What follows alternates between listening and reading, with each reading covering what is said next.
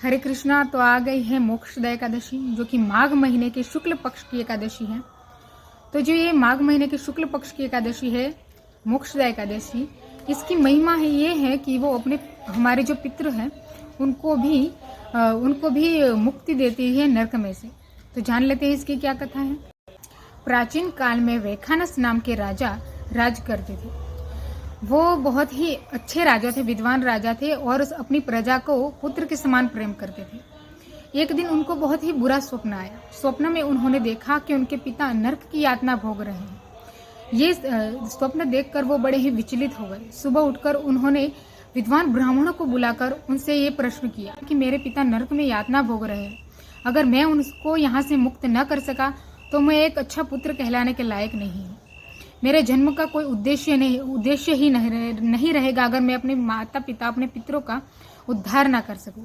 ये सुनकर विद्वानों ने कहा कि आप अपनी नगरी की सीमा पर पर्वत मुनि के रहते हैं, जो पर्वत मुनि रहते हैं उनके पास जाइए और उनसे ये कहिए, उनसे ये प्रश्न करिए।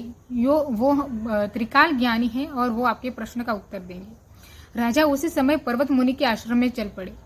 पर्वत मुनि के आश्रम में पहुंच करके उन्होंने पर्वत मुनि को प्रणाम आदि करने के पश्चात पूछा कि मुझे एक बड़ा ही विचित्र सा स्वप्न आया था, जिसमें मैंने देखा कि मेरे पिता नरक में यातना भोग रहे हैं। कृपा कर उससे छूटने का कोई उपाय मुझे बताइए, जिससे मैं अपने पिता को मोक्ष की ओर ले जाऊं।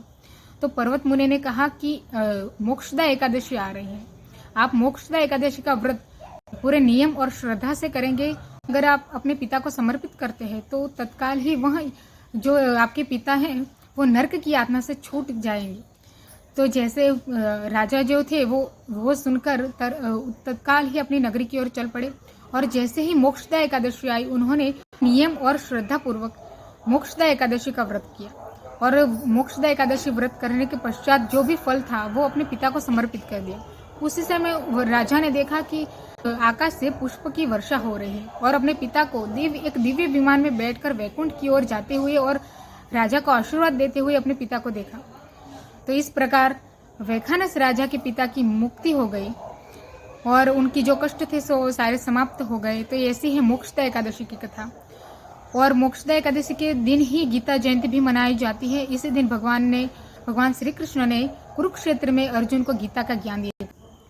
गीता एक महान ग्रंथ है जिसे पढ़ने से मनुष्य की अज्ञानता दूर होती है और मनुष्य आत्मज्ञान की ओर बढ़ता है। हरे कृष्ण।